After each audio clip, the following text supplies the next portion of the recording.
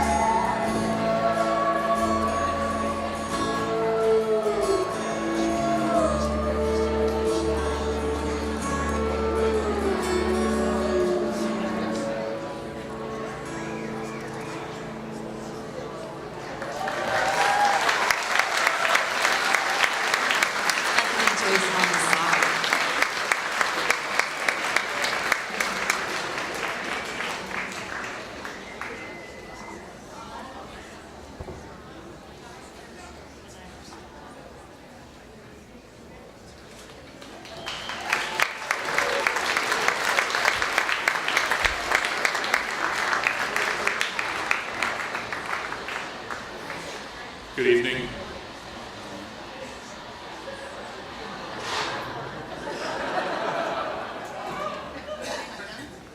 Everyone okay? I will now be doing a number with the band. Stairway to Heaven. So cliche, it's always done. Ladies and gentlemen, my name is John Duncan, and I have the privilege of serving as the mayor of the city of Missoula.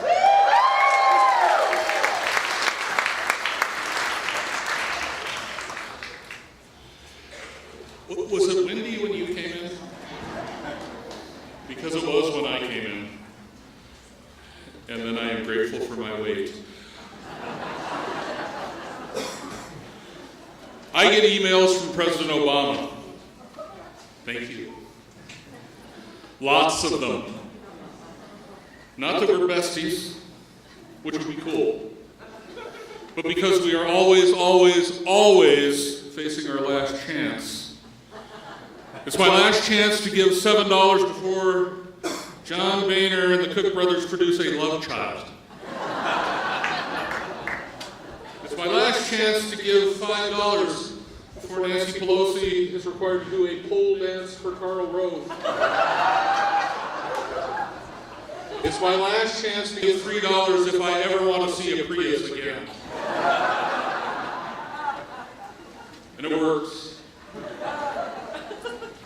I never want to miss my last chance.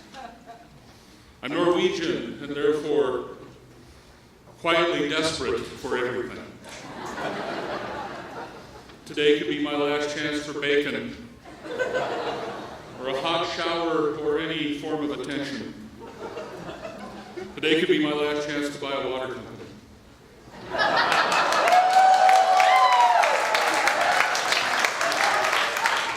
And I don't want to miss that last chance. So I sent my president $7 on the American Express, which after the charges costs about $78. But it's worth it not to miss out. I never want to miss out. So this, tonight, may be my last chance to welcome all of you to the Gala Reading of the Festival of the Book, because this could be the last festival. This could be our last chance to hear these voices read these words in this hall and have them sink in one way or another to the part of our brain that hangs on to words and ideas and makes them mean something that's just about us. There's a reason memoir starts with me. If I'm as weird as you, we're actually normal. And that's as comforting as a jar of best foods and mayonnaise and a straw.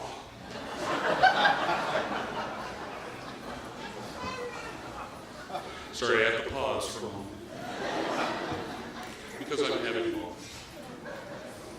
But no one is emailing us about the last festival. John, if you don't send us $8 by midnight, we're going to make the Milltown Union Bar into a Lifetime original movie starring Justin Bieber.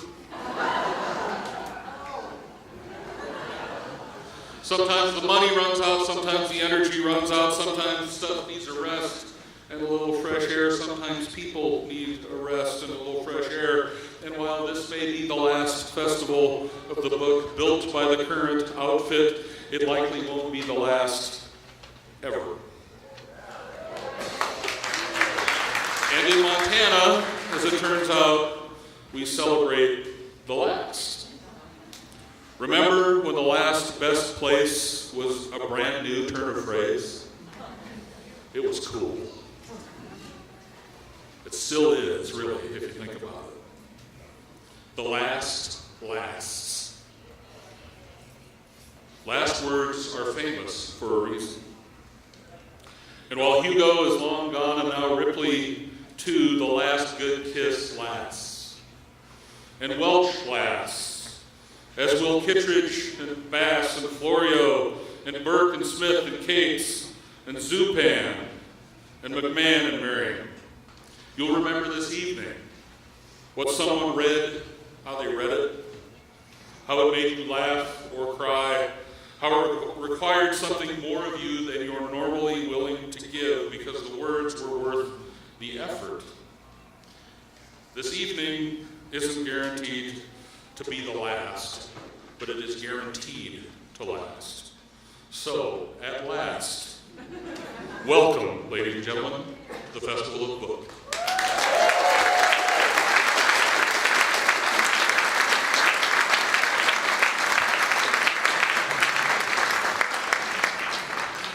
Thank you, Mayor Engen, and thanks to all of you for being here. You love reading and writing in the West enough to make the Humanities Montana Festival of the Book an annual celebration. Thanks as well to our sponsors and partners listed in your program for stepping up to support this vital cultural work. Last, and definitely not least, thanks to Humanities Montana staff, Kim Anderson, Samantha Dwyer, and Jason Neal, and the many, many volunteers who worked so hard to make this event possible. Please join me in thanking them.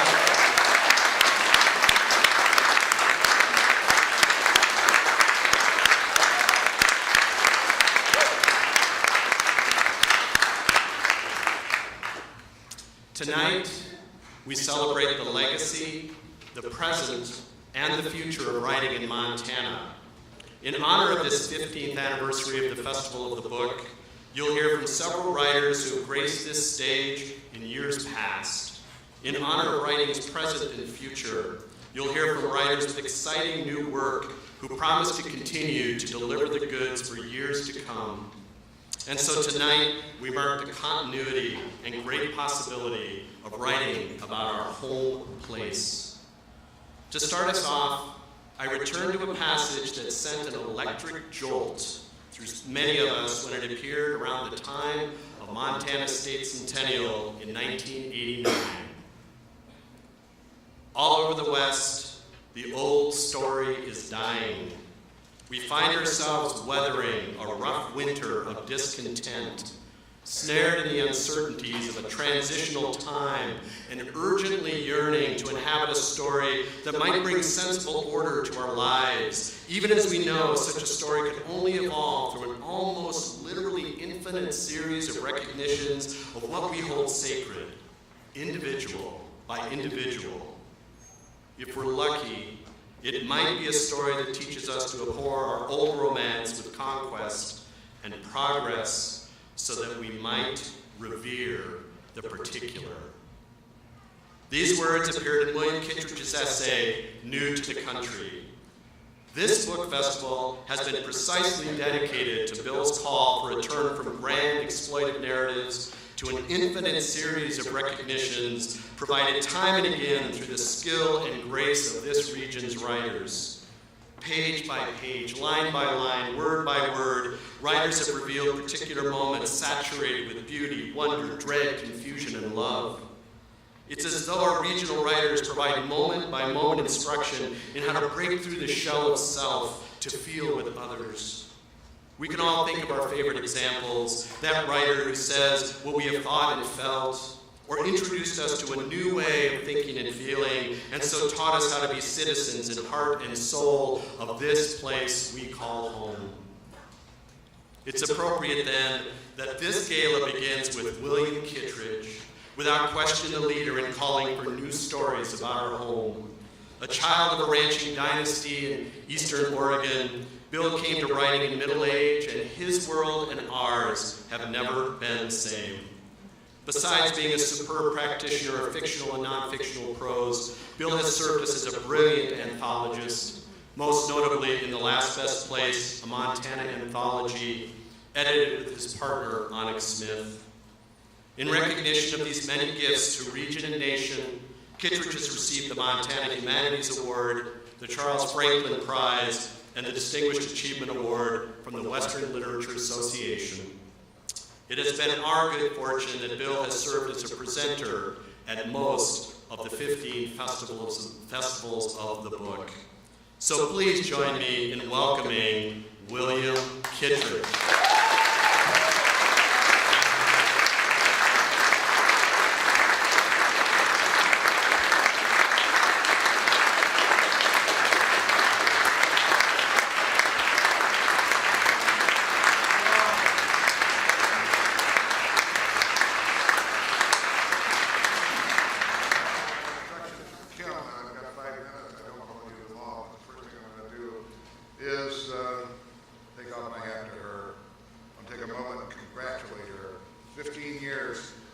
friend of mine who managed a conference like this down in Oregon once told me the difficulty of getting writers to the right room at the right time. So it's sort of like, herding cats or something. And I think Kim had 15 years of herding cats, essentially. I saw her one time out in the lobby of this place. See, she's herding cats. God bless her heart. Out in the lobby of this place, she was entirely exhausted, before the last deal of the festival. And I said, how do you do it? She said, don't worry, I'm going to make it. She's planned and overseen this book for, no doubt, the book fair, no doubt the most distinguished in our part of the world for 15 years. She's been scrupulous and thoughtful and reasonable and kind and got most of us to the show on time. I'd like to thank Kim, and I'm sure the writers in this audience, the lovers of good writing, and the dozens and dozens of writers who've come through over the years, but also like to thank her. So, God bless you, Kim. Having done that, I'm going to read you about a page and a half of a little anecdote from my growing up. I'm writing a memoir right now, and this is going to be about page 50 or 60 or something about. It's about being a child, and a child trying to learn how, as we do for all of our lives probably, how to be an adult. A child on a running horse, I was thrilled by my own recklessness while playing Ross Dollarhide, the cow boss and the MC, and the most singular and legendary man in our world. After growing up at the family stage stop, Dollarhide Station, just south of Ashland, Oregon, in the Siskiyou Mountains, at age 16, he rode a hard-tired bicycle, some 250 miles across the Great Basin Desert to the old White Horse Ranch, and asked for a buckarooing job. Just a second. As something of a joke, those backland cowhands found Ross a saddle and put him up on a very bad horse, an animal nobody could ride, and the legend began. That kid from Dollarhide Station rode that very bad horse to the ground and got off smiling. The cow boss at the White Horse was also smiling. Well, kid, he said, yeah, we could use you. Quite memorably, Ross Dollarhide was willing to take a kid like me, age maybe 7, on an all-day Model A pickup truck along the dusty roads across the unpopulated MC rangelands as he hauled stable goods and canned goods and mail to the camp tenders who summered out there alone, seeing to the well-being of the MC cows and calves. Isolated camps were no place for a careless man. Bucked off was a life-threatening disaster, but it happened. Horses dodged and men staggered back to camp, happy they weren't broken-legged and crawling, but sometimes they were. At the farthest camp, Acme Mountain, the camp tender, an old man named John the Swede, was somewhere on horseback at his work, and Dollarhide set to making lunch. The Swede stored rice in a drawer that was crawling with ants. Which ants, I asked the little kid. Black or red or black and red. There were 3 kinds, I knew that much. Piss ants, Dollarhide said. We boiled the rice and I tried to pick out the dead ants. Tell you what, he said, them dead ants, just eat them. They won't hurt you. I've been eating them all my goddamn life, so eat them. But don't tell your mother. This was part of my education. A great cowman and a little boy playing an all-day game. Just below the perch where we're sitting on Acme Mountain lay the unroaded, and to this day unpopulated, great sagebrush expanse of Hawks Valley, where my father wanted to have his ashes scattered from an airplane, and they were. That's the end of that.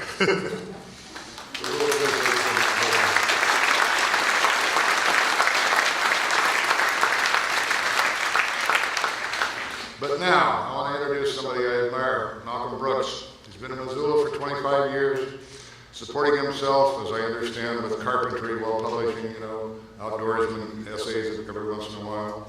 His first novel, Painted Horses, was released by Globe Atlantic in August to widespread acclaim. Carolyn Shute said, Painted Horses is evidence that the many people, colorific, panoramic, fully wrap around, pull you in by the heels, big questions, literary depth, great American novel still lives. Prehistory, running horses, and spirited citizens defending the rugged wilds of the West. Yeah, I loved it. Congratulations, Malcolm. And my idea is, why don't you come out here and tell us about it? Okay, bye-bye. Thank you.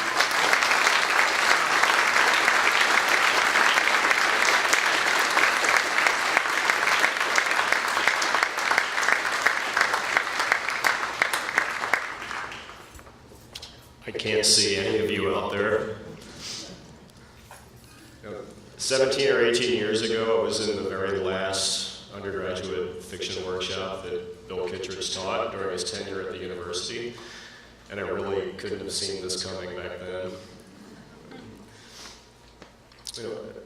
According to Kirkus Reviews, this novel was a mid-1950s odor that wants to come off all cowboy and sensitive at the same time.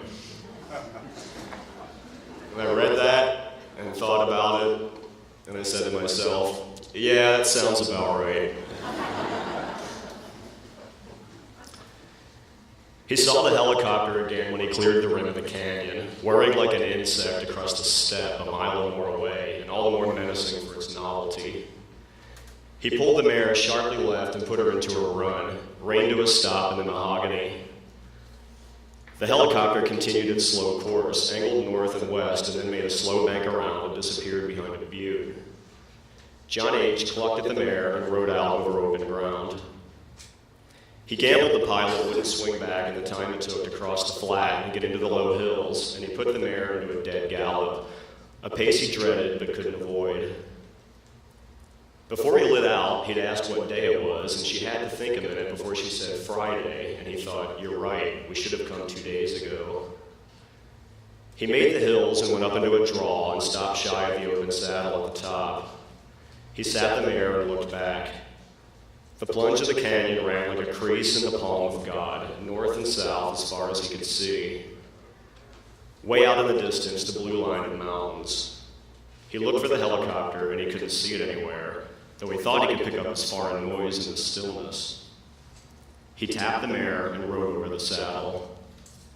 He went for miles at a canter over open range, crossed a single dirt road with tire tracks and a crust of dried mud. He passed bands of cattle across the waste, many of them dull and chewing in place, but others skittish and wild-eyed, fleeing like deer at the sight of a man on a horse. He spied the turn of a windmill by a brief stripe of alders and pointed the mare toward it, could see at a distance the dark stain in the ground of a tank spill. He rode up through the prints of cows and the daintier tracks of pronghorn and let the mare water at the wooden tank, dismounted and stretched for a moment, listening to the squeak of the sucker rod and the fast click of the blades and the pour of water dumping endlessly out of the pipe. He checked the cinch and rode again. He came to a 4-wire fence with a silver strand stapled taut and turned the mare north along it until he reached a 2-track with a poor man's gate lying jumbled in the dirt. He steered through and ran along the track until the ruts veered south around a table. John H. pointed the mare up, and she powered through the loose scree, slough near the top, and scrabbled onto the flat. The sun was high now, and the shadows short across the open ground, and he could see a very long way, and knew he still had a long way to go. He knew the mare would tire, knew as well he wouldn't back her off. He was in now, and he'd put her in too, and the only thing to do was stay until the end. His eye caught a wink in the north, and he fished out his glasses and saw silos glinting, a ranch sprawled across the low ground of a river bottom. Alfalfa like a strip of green felt. Beyond that, a tractor trailer crawled along the highway. He rode down off the table. With her hair pulled back, Catherine's ears stuck out too far from the curve of her head, stuck out like delicate little shells. Priceless little ears. He could be charmed by any number of things. He was crushed by her ears.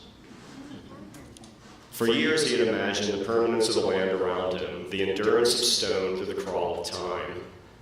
When he landed in this country, he dropped as well into a myth the earth itself knew nothing about.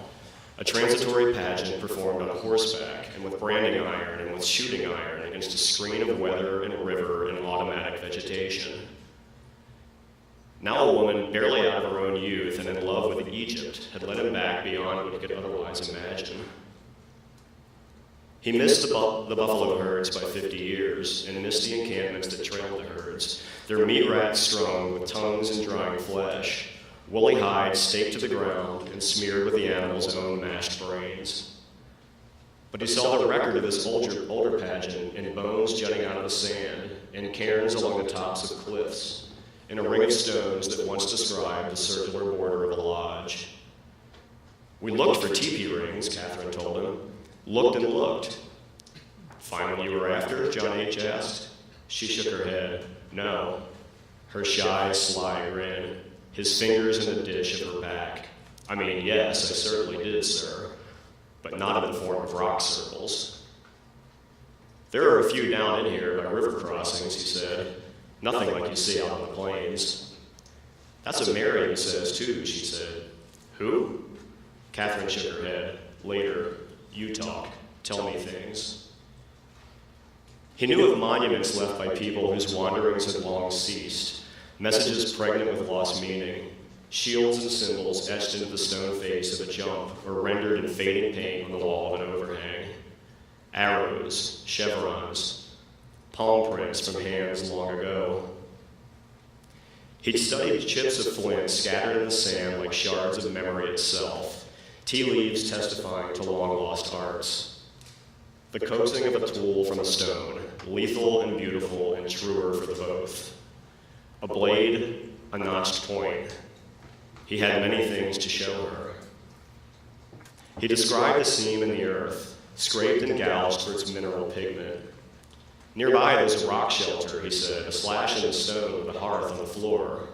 The ceiling sooted black and lines rubbed into the soot. Who knows what they mean? She told him he saw the world with the eye of an artist, and so could isolate beauty from the terror of existence. She said she envied him, said she would kill to see this way too. She described great walls of ice pushing the earth like machines, splitting entire mountains, patient ice with no notion of time passing while its slow bite prevailed. Ice whose purposeless crawl carved rains of soil and arteries of water enduring to the present and beyond. She saw the sage country as a vast mammoth steppe, windswept tundra where the ice sheet retreated and a band of hunters infinitesimal upon it, equatorial outliers whose capacity for something like yearning had propelled them to a latitude where they had no organic defense, their survival wholly reliant on the fat of the beasts native to that tier, and so reliant on their own evolved cunning to topple these beasts that could not be toppled by force alone. And so out of yearning and cunning sprang tales of their own dimly recalled beginning, songs musing of the struggle of existence and the gods of the land, and whatever eternity owned the glittering stars, legends of children birthed during astral events, under tailing comets, or while red and green mists glowed weirdly in the northern sky. And the tales and the songs would pass down again, and inspire ceremonies and rituals to ensure the arrival of migrating animals, the arrival of offspring, or to predict the lengthening of days into summer, and the rites would in turn compel one of them, gifted with an impulse not unlike his own, to create with his hand, his magical hand, images of the world in which he dwelled, a world and the beast that occupied it now utterly gone save a single remnant etched in stone deep in the heart of a canyon. The hand and the mind that moved the hand survived. They were us, she told him. We're them. Same yearning, same cunning, same longing to transcend what we can't even perceive. We think we've changed. I don't think we really have. She rattled this like a priestess swept in her own mystic vision, like an auteur with a film in her head, and in the fever of her telling, he had himself been borne away. He looked at her, and she gave him a flushed little beam. He wondered if a man with a spear ever glanced at a girl by a fire, caught the curve of an ear through a shimmer of air, and found himself instantly, hopelessly crushed. In the middle of the afternoon, he came up into the bottomland along the Tongue River, prime farming ground he'd known since his youth. Back then, the fastest way to miles lay up through the breaks on the west side of the river and then overland due north through the sage. But the last time he tried it, he found that country so heavily fenced a direct run was no longer possible. He rode instead around the irrigated oat field tucked in an oxbow of the river, put the mare across a shallow riffle and up toward the county road. A ranch hand pulling a hay rake behind a tractor waved. He judged the angle of the sun at about 3 o'clock, and he put the mare into a run along the roadway, past newly mown hay fields by the river and dry land wheat on the tables above. Every few miles, a lane branched off the gravel road to a cluster of barns and corrals, a ranch house in the cottonwoods. A brown cloud rolled off the road a long way out and billowed in size as the vehicle that raised it barreled ever closer. He had a flash of panic and began to glance around for the helicopter, and finally, out of caution, turned the mare down off the shoulder where a wooden bridge spanned a wash, the only cover to be found. The mare at her sudden rest stood there panting, lathered in sweat from her neck down her flanks and expelling hot wind like a furnace. Up on the road, the truck roared closer, and its tires hit the tread boards with a bang of a grenade, the mare shining wild-eyed. A 2-ton GMC pulling an empty stock trailer. John H. rode into the swirl of dust and put the mare back to a run. He came up on the 12-mile dam and knew he was racing the clock now, turned the mare at the junction onto the road running north and urged her on. He hadn't eaten since first light, and he could feel hunger creeping in on him, and he felt a twinge of guilt for acknowledging it. He wished a horse had the will to refuse a man out of self-interest. He wished this horse would refuse him now. He knew she couldn't. The gravel turned to tarmac, and from a distance he saw cars in the city streets, saw an island of shade trees and an ocean of sage. He came down off the roadway, and when the mare slowed to skirt the cottonwoods along the river, he felt a sort of falter in her gait, and he knew if she stopped now, she'd never start again. He gouged her hard with his heels, and she heaved insanely forward. He told himself, and told her too, if only she could make this one last dash, if only she could finish, he'd never ask a thing again. She thundered beneath the railway trestle, and he caught the burn of diesel on the air and turned her up out of the floodplain and down an unpaved alley at the edge of town. They galloped onto Pacific Avenue, her hooves clattering on the paving all the way to the veranda on the train depot. A handful of loiterers turned with their jaws agape. He swung down before she'd come to a stop, jerked the slip knot on the cinch, and hauled the Furso saddle free of her back. She looked like a whipped wet dog, head hanging and legs spraddled, blood on her breath tinting her muzzle pink. He pulled his rifle and the camera and film reels, but left saddle and pad in a heap on the veranda. He strode up under the big half-moon windows and into the depot. He heard the huff of an idling train from somewhere outside. Otherwise, the station had a dinner-time stillness, the week's work done, and no one around. John H. went for the postal window and hammered on the bell. The round dial of the clock read 10 to 5. The attendant emerged from the back with his apron untied at the waist and dangling from his neck only. Instead of hands, he had metal hooks with an articulated metal thumb that opened and closed on a thin strand of cable. He was around the same age as John H., maybe younger. He placed his hooks in the air when he saw the rifle. "You're the boss, fella. Don't get your dander up now." He burst into a guffaw. John H. set the camera on the counter. "I need to send this east." "East where?" He fished from his pocket the corner of the map. "New York, Manhattan." "I can get it out Monday, fella. Train's done loaded. About to leave on out of here."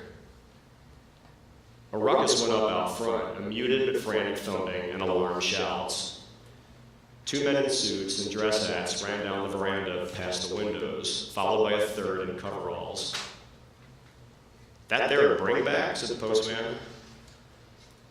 A tension crawled across his skin, a burn in his collar like a breath down his neck. The postman gestured with a hook. "Your gun. Manhooker, am I right? A real one. You bring it back." John H. connects the dots and remembers something, unslings the gun from his shoulder. He flips the trap in the butt and lifts out a flattened roll of bills. "This is $200 or close to it. I rode 100 miles today to get this camera on that train. I have to get it on the train. I've got a friend who has one, said the postman. He made it all the way through Germany into Holland, liberated that fancy little gun, and then had to cut the forestock off to fit the thing into his duffel. Otherwise, they wouldn't let him bring it on the ship. You in Germany too? Italy, said John H., then France. He set the bills on the counter beside the camera and laid the manhooker down as well. You can have the rifle, just get the camera on the train. Well, looky there. They didn't saw yours off. Guess you all took a different boat. The postman guffawed again. Lucky guy. I was in France myself. Far as Omaha Beach, anyway. John H. heard the throb of the train in the back, and through the windows in the front saw a woman dragging a boy by the arm, the boy craning his neck to look behind. The postman pushed the bills back with his hook. Ain't nothing but a thing, cousin. I don't want your money, and your rifle ain't gonna help me much either. Tell you the honest truth, I'm a natural southpaw. He paused to let this register. Just fun and hard. You wore the uniform, and that's enough for me. Come on into the back. You can box that fancy Kodak a lot faster than I can. When John H. returned to the veranda, the mare lay motionless on the ground, her head contorted oddly on her neck and her neck odd to her body. A round wet stain the size of a manhole cover spread on the cement from her muzzle. 10 or a dozen people stood around uncertainly. John H. walked down to her. Careful, mister, she was thrashing like a stuck sow a while ago. Went downright berserk. I've seen headshot deer do it, but never a horse. Damnedest thing, I tell you what. John H. waved his hand over her frozen eye, and her eye never moved. He unbuckled the bridle and pulled her ear loose and tugged the bit from her mouth. He went over and hoisted his saddle and started walking. That's your horse, mister? John H. kept walking. He heard the upward chug of an engine in the switchyard. Mister, are you daft? You can't leave a dead horse on the sidewalk. He crossed the street and headed for an alley. Mister, I am talking to you. Who in the hell paint a horse anyway? Thank you.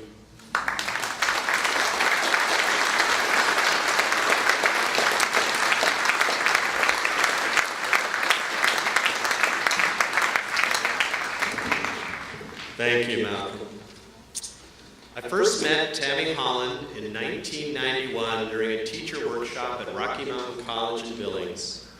I remember thinking, here's one smart, intuitive, innovative, and tough individual. In short, an ideal teacher and writer. It's a special thrill, then, to introduce Tami tonight, for she has so completely fulfilled the potential glimpse 23 years ago during a teacher workshop. Tami Haaland is Montana's Poet Laureate. Her second collection of poetry, When We Wake in the Night, was published in June 2012. It was a finalist for the Mae Swenson Award, and 2 selections from this book were featured on American Life in Poetry. Her first book, Breath in Every Room, won the Nicholas Roerich First Book Prize. Haaland is originally from the Montana High Line. She attended the University of Montana and received a BA and MA in English. She also received an MFA in Literature and Creative Writing from Bennington College. Haaland is now a professor of English at Montana State University Billings and teaches periodically at the Montana Women's Prison. In 2012, the Montana Arts Council gave Haaland an Innovation Award, and she was named a Humanities Hero by Humanities Montana. Please join me in welcoming Tami Haaland.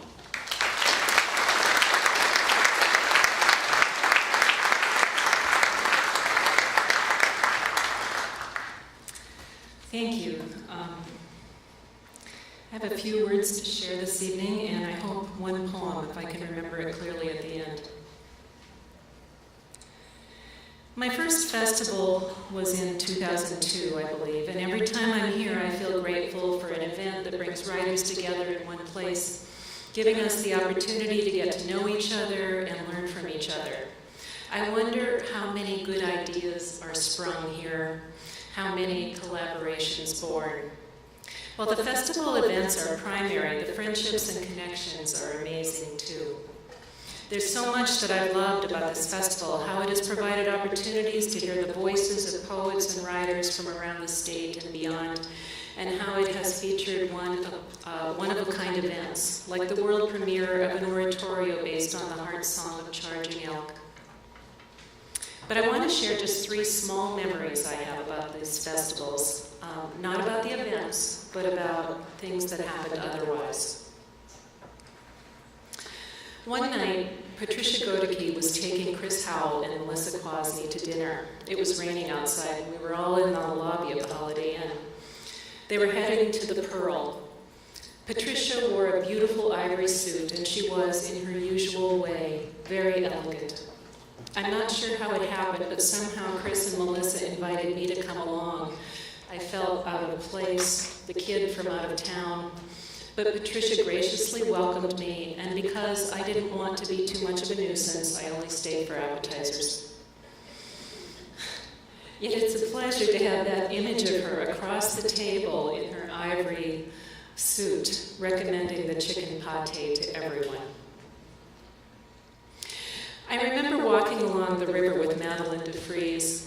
Madeline, as some of you know, wore 2 watches when she traveled, one set to Pacific time and one set to her current time zone. And actually, on this particular occasion, she wanted to go to church, and between those 2 watches, I ended up dropping her off at exactly the wrong time. We walked and talked in the sunshine. I can still see her against the cottonwoods of fall, telling me about the 2 or 3 books she was working on, including a memoir. From Madeline, I learned about the quilting approach to memoir, of jotting a topic and putting it in a stack as you would a square of fabric for a quilt, then working on a piece of that quilt whenever time presented itself. I remember sitting in the audience at the Wilma with Sandra Alcoser, probably about there in the back. She introduced me to a friend who was an ornithologist and who had helped her with all kinds of bird questions. So in the dim lights, before the program started, I asked him about a bird that I would hear at night, how it followed a descending series of notes. He told me he thought it was a gray catbird.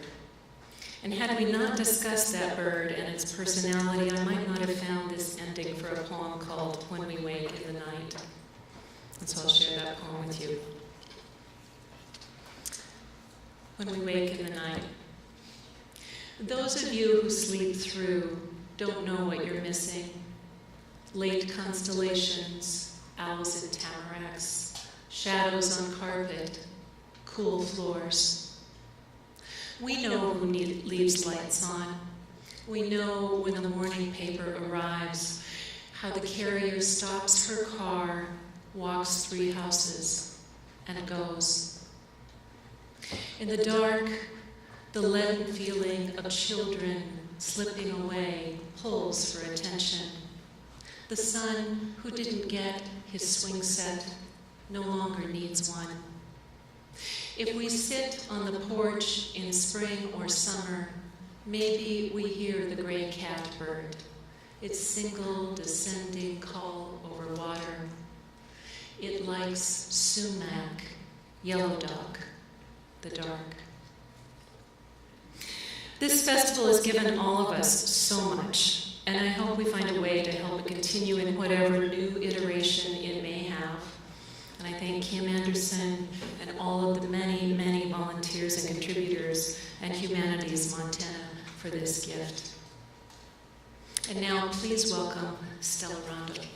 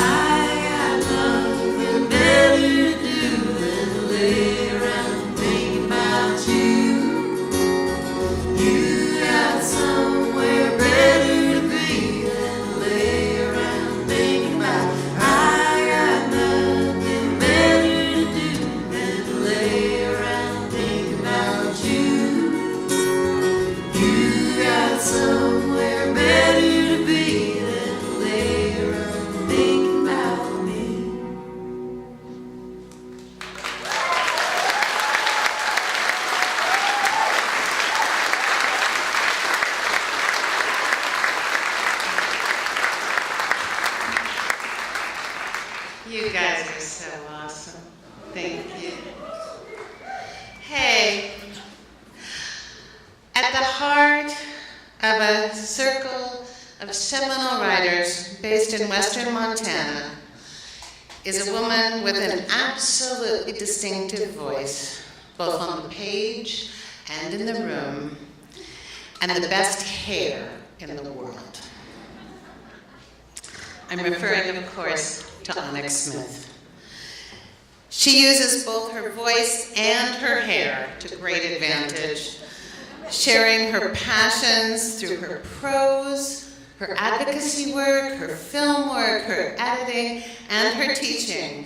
I have asked myself many times, what can't Annick Smith do? She's the author of the prize-winning memoir Homestead, the essay collection In This We Are Native, and an environmental history, Big Blue Stem. She is also, of course, a great editor, co-editor of The Last Best Place, and also with Susan O'Connor of The Wide Open, prose, poems, and photographs of the prairie. Her short stories and essays have appeared in many magazines and journals, and her film credits include important documentary work, as well as being executive producer of the feature film Heartland and co-producer with Bill of A River Runs Through It. She was a founding member of the Sundance Film Institute. She was the director of the Yellow Bay Writers Workshop for 11 years and an interim director of Humanities Montana. She has taught creative writing at the University of Montana, as well as countless other writing programs, workshops, and conferences. And while accomplishing all of this, she raised 4 amazing children, and she has been an ardent voice for conservation and protection of the environment. She is my inspiration, and clearly, there is nothing Annick Smith can't do. Please welcome her.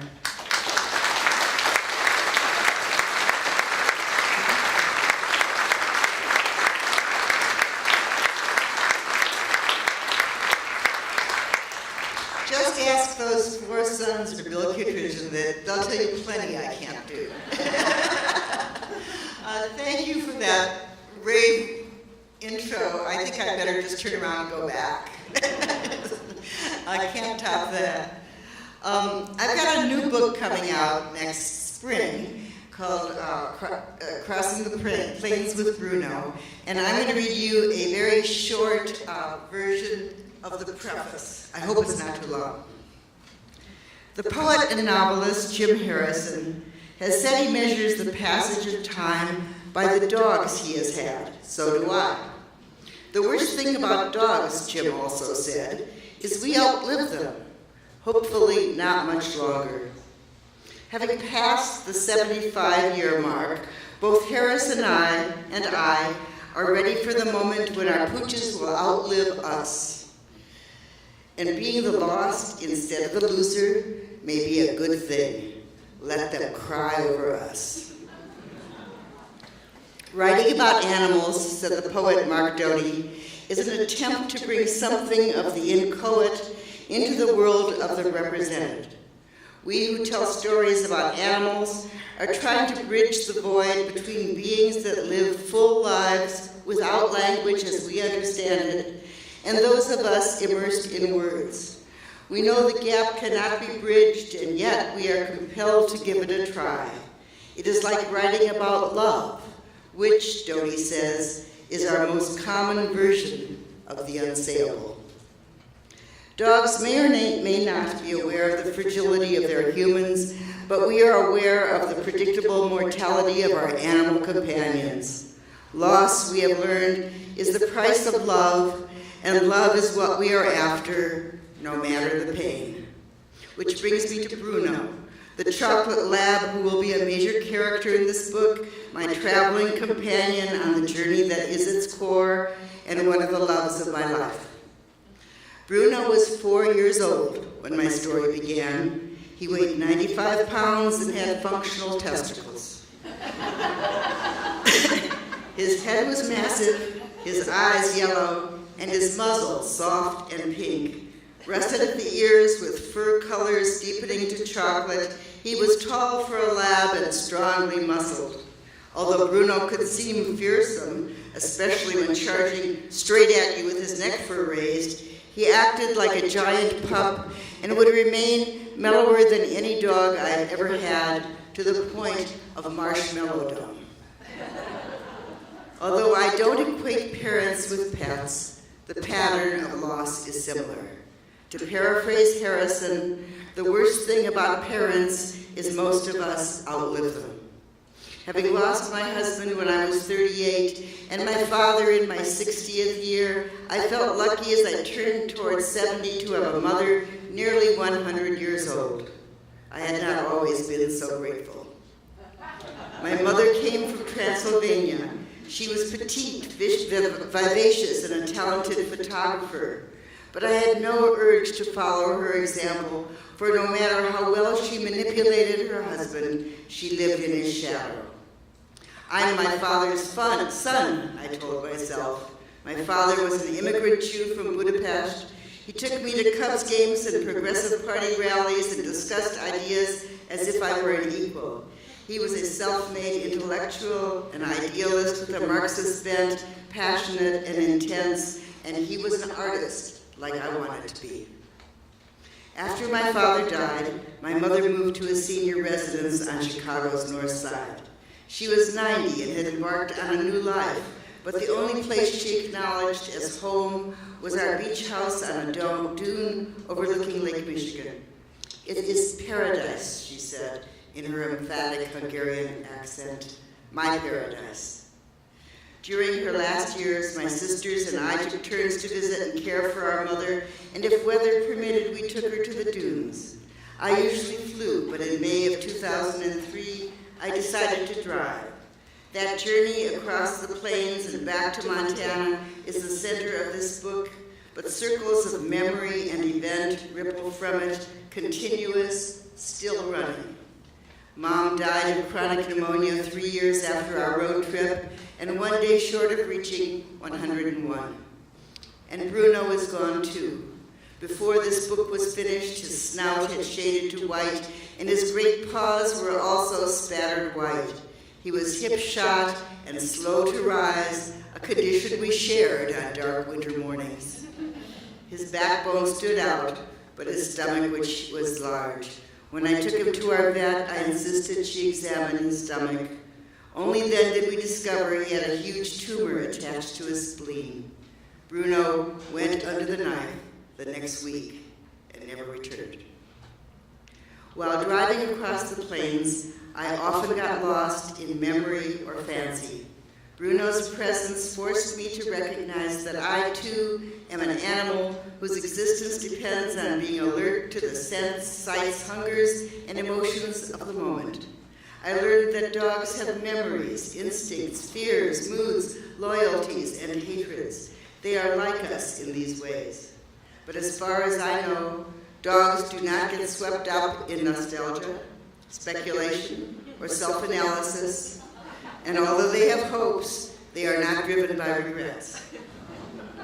Which is why, in a story narrated by a woman beset by the processes of aging, puzzled by the kaleidoscopic uncertainties of memory, and aware of the imminence of death, the dog who rides shotgun is like Sancho Panza to Don Quixote, a reminder of the physical realities outside our imaginations.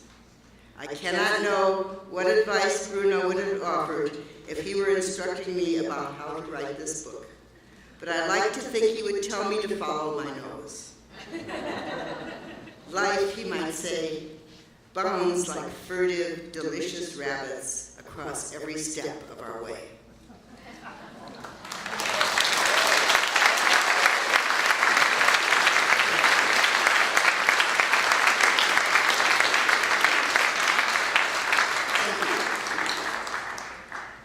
I'm delighted to introduce Walter Kirn, a longtime acquaintance and one of our best and most intriguing writers. It's been wonderful having you and Amanda in Missoula, Walter, and we writers and readers in this most modest of sin cities. That's what folks in Bozeman call us. Hope you will put roots down in our valley. I cannot detail Walter's many accomplishments in a few words, but I'll try to hit a few highlights.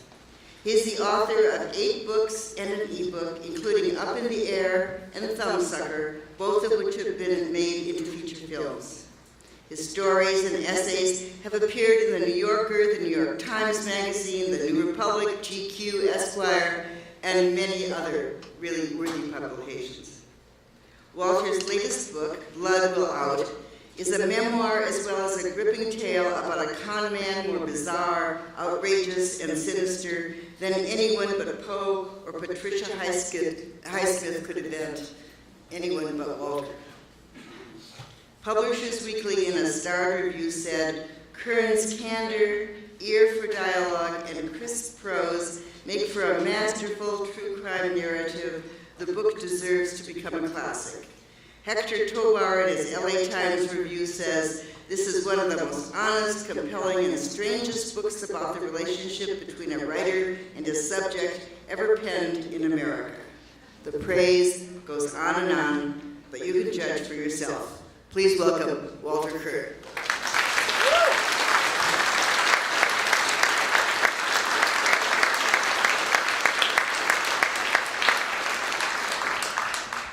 I'm so glad to be here to represent Livingston, Montana, this state's other small literary city. Someone told me Livingston, before I moved it, said Livingston, Missoula is the same thing. Livingston's just like Missoula without the students and the professors and the sane people.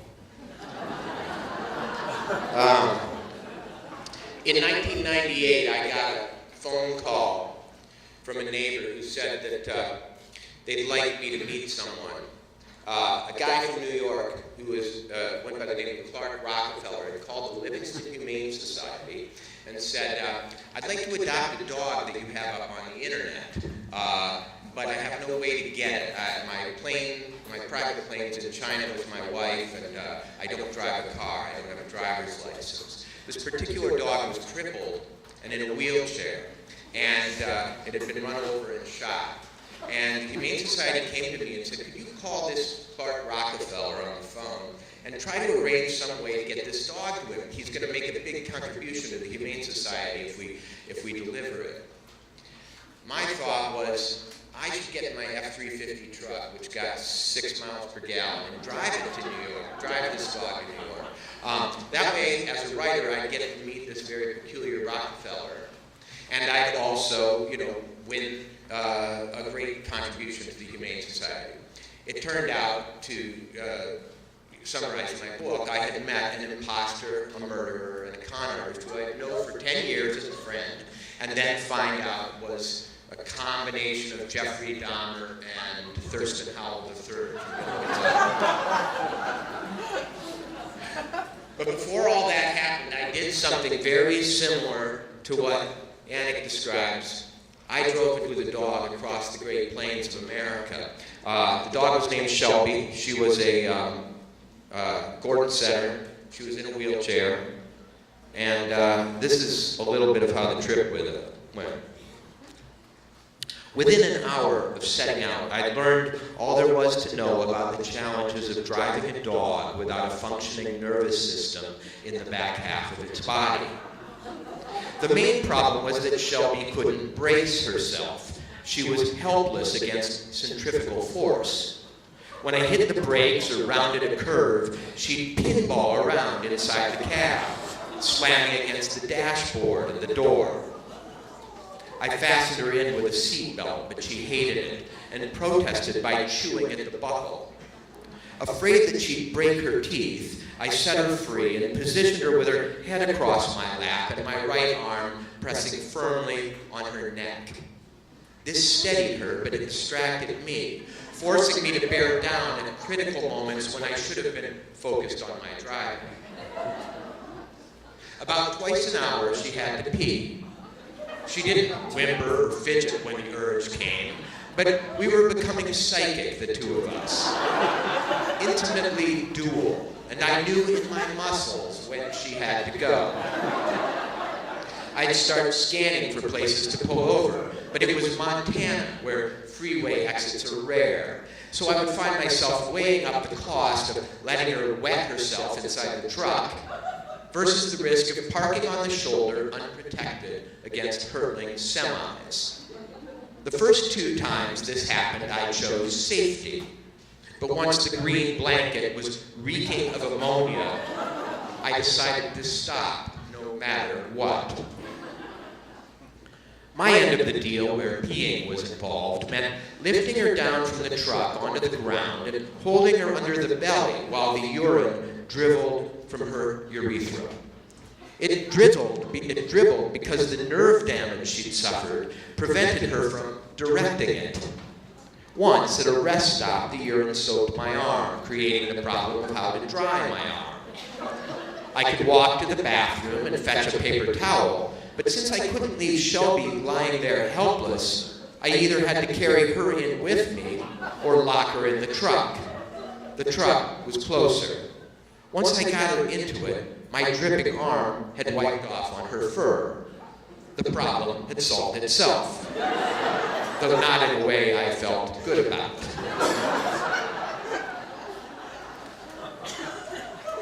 The air conditioner gave out near Billings and filled the cab with the toxic smell of engine coolant. A short distance on, I ran over a length of steel-belted tire, what truckers call a gator, that seemed to put my alignment out of whack. I regrouped and refueled at a truck stop with a casino that attracted the desperate meth types, familiar to me from my reporting. I kept an eye on them, loitering near the building. For some reason, they always came in couples, often a pasty, heavy, braless woman with a wolfish, jiggly-eyed man. As I set down the red plastic bowl I'd brought along and filled it from a jug of water. But without her wheelchair to hold her upright so she could get her head over the bowl, Shelby couldn't lap the water. I unfolded the chair and worked to get her into it. I had to push her face into the bowl to make her drink, but she refused to unfurl her pink tongue, which wasn't as pink as a dog's tongue ought to be. It was gray, like freezer-burned meat. I grabbed her chin and pushed a thumb and finger in between her jaws to wedge them open, then poured the bowl of water over her snout. A little went down, but she choked and coughed it out. I was crying by then. And in the purest way, the way people cry when there's no one around who cares. And they can stop crying or carry on as they please. And so they carry on. They might as well. Shelby, you have to drink for me, I said. I was starting to wonder what might befall a person who disappointed a Rockefeller. So, because I want a maximum coincidence here, I too had a Hungarian mother. And 3 days into my trip with the dog across the Great Plains of America in my air-conditionedless 98-degree truck that smelled of urine and other things, I decided I had to stop at my mother's house in Minnesota and take a break, have a nervous breakdown. This is what happened there. Shelby soiled my mother's kitchen rug the moment I helped her roll into the house. My mother's place was a tribute to English cottages of the sort that Miss Marple might visit to solve a murder. All bookshelves and lamps and lace antimacassars, with so many welcoming nooks to sit and read in, so many helpful side tables and ottomans, that the question of how to best get comfortable there was a bit overwhelming. Just too much choice. On me, the house's effect was soporific, and happily so. The sleep I usually got there was soft, upholstered, deep, and enveloping. It was the sleep of a prized and cared-for son, impossible to achieve in other settings. To benefit from this maternal service, though, required appreciative tidiness from me. No drinks without coasters, all throw pillows replaced. And Shelby's disgusting act when we arrived ruined the atmosphere, setting it on edge. Out. That dog goes out, my mother said. She had me settle Shelby on the porch under a bird feeder, hectic with wrens and chickadees. I folded her wheelchair and leaned it against a wall. It's ugly, that thing. It upsets me, my mother said. She was a small woman with olive skin and complexion contrasting blue eyes, whose power was their ability to narrow decisively, yet minutely, also instantly, leaving a person to wonder what had shifted, my mother's facial expression or the weather. Once she passed judgment on something, the issue was closed. There could be fighting about it, but no winning. When I came back inside the house after fussing with the chair, she made me wash my hands with ivory soap and gave me a fresh towel to dry them on. The towel went straight into the washing machine along with the clothes that I had on. My other clothes were in the truck, but I was forbidden to bring my bag inside. My mother gave me a robe and made me shower and waited for me in her leather reading chair beside the stand where she displayed her dictionary and kept her curated kit of reading tools. Her fringed leather bookmarks, her colored pencils, her ivory-handled magnifying glass. I'm going to say this, she said when I sat down. I can't. I'm sorry, Mom. It's not my dog. I want you to put it down, she said. I know why you might think that, but I just can't. This is absurd. It doesn't have a life. It can't even scratch itself, for heaven's sake. Who is this man, anyway? Clark? There's something wrong with him. Anyone want that animal? There's something wrong with him. I'm telling you. Which branch of the Rockefellers is he from? That's not the kind of thing we talk about. How old is he? My age? I don't know exactly. Who's his grandfather? Nelson? David? Lawrence? My mother was a consumer of big biographies and knew her major lineages cold. Tudors, Plantagenets, Kennedys, Shrivers. The woman belonged on genealogical jeopardy. Mom, I'm not up on that stuff, I said. I need to sleep. I'm going to say something else to you. Okay. I knew what was coming. Nothing. She'd go quiet. She'd let me imagine something, a trick of hers. She'd look at me, I'd look at her, and then I would make some excuse to look away. I hated it. I hated it since childhood. Maybe the new way to play things would be to say so. I hate this, Mom, I said. I hate this one. She let the silence chill and thicken. In the window behind her, the air was turning green, the color it gets in rural Minnesota when pelting hailstones are building inside black clouds and farmers are herding their animals indoors. Our small town was a strict, efficient, moral universe where even the elements collaborated to help make the points that needed to be made. I need to bring her back inside, I said. I'll only allow it if you put her down. This is out of my hands, I said. I made a promise. Oh, phooey, my mother said. Thank you.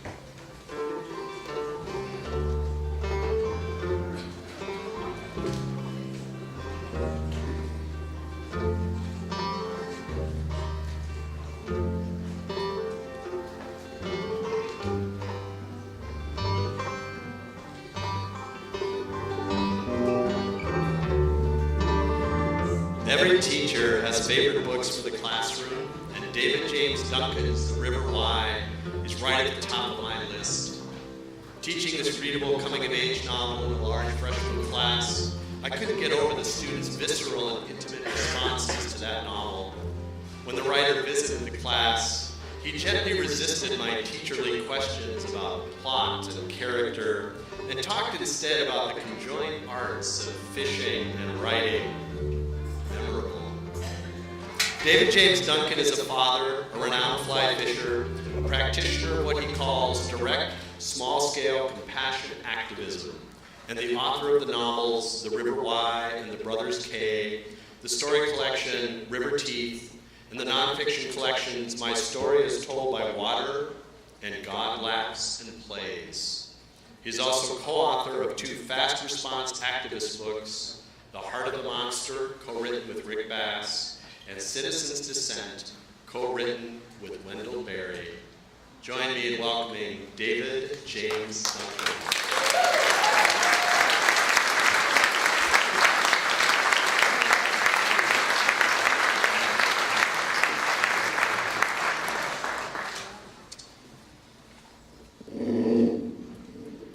I too have been asked to read for 5 minutes, and I have one 5-minute, well, probably 6-minute piece, so there's no choice.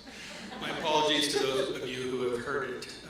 This memoir appeared in the Sun magazine in 2009, that in the Mary Oliver edited Best American Essays, and the title was stolen from Dostoevsky's Father Zosima. Cherish this ecstasy. The peregrine falcon was brought back from the brink of extinction by a ban on DDT, but also by a peregrine falcon mating hat invented by an ornithologist at Cornell University. If you don't buy this, Google it. Female falcons had grown dangerously scarce. A few wistful males nevertheless maintained a sort of sexual loitering ground. The hat was imagined, constructed, then forthrightly worn by the ornithologist as he patrolled this loitering ground, singing "Chee-yup, chee-yup," and bowing like a hyper-polite Japanese Buddhist trying to tell somebody goodbye. For reasons neither scientists nor fashion designers entirely understand, this inspired the occasional male falcon to dive onto the ornithologist's head, fuck his hat, and fire endangered sperm into the hat's hidden rubber receptacle. The last few females were then artificially inseminated so their chicks could be raised in DDT-free captivity. The young produced in this way saved the peregrine from extinction, a success story from the annals of human meddling as rare as the likes of DDT are common. While researching a novel about birds entering extinction the same year my first marriage did the same, I wrote a long, insanely intimate letter to the Cornell ornithologist. That he was a stranger perhaps explains the intimacy, strangers being preferable to friends when things as personal as marriages are falling to ruin. That he'd managed to save a fabulous species explains my extreme trust. That I was half crazed by the strains of divorce perhaps explains the shakiness of the whole undertaking. Here's everything I remember about my letter to the ornithologist.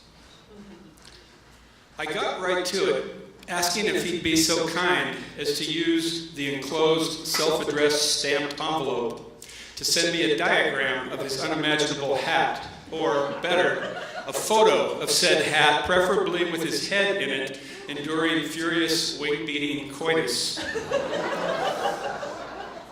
I explained that I was a novelist and bird lover, promised my interest was sincere, and added that no detail of his work was inconsequential to me. I asked, for instance, whether in addition to the Buddhistic bowing, he had to walk in a suggestive manner to lure down the hat's, so to speak, opposite sex. If so, I added, could he please describe this walk in detail, so that, should occasion arise, I could reproduce it in the vicinity of a wife who'd grown dangerously scarce. This kind of praise may seem a stretch, I confess to the ornithologist, but I want you to know that I admire you not only because you helped save a great species, but because I, far more than most, know what it is to have a wild bird achieve orgasm on my head. Listen, my letter and I whispered. A few evenings ago, I was sitting on a lonely, moss-covered veranda I once considered a sort of sexual loitering ground, hurting but praying, you perhaps know the drill. When a lust-crazed, male, red-shafted flicker chased a female under an eave not 4 feet over my head, mounted her, and pierced her so profoundly that her wings went limp and hung down toward me like two exquisite garments she was compelled by her passion to remove. She went so limp she couldn't fly. Do you see the beauty in this? She relinquished her defining power. She hung, beak open, passion shattered, cheeks crimson, till I was reminded of the too great for Catholics, Saint Meister Eckhart.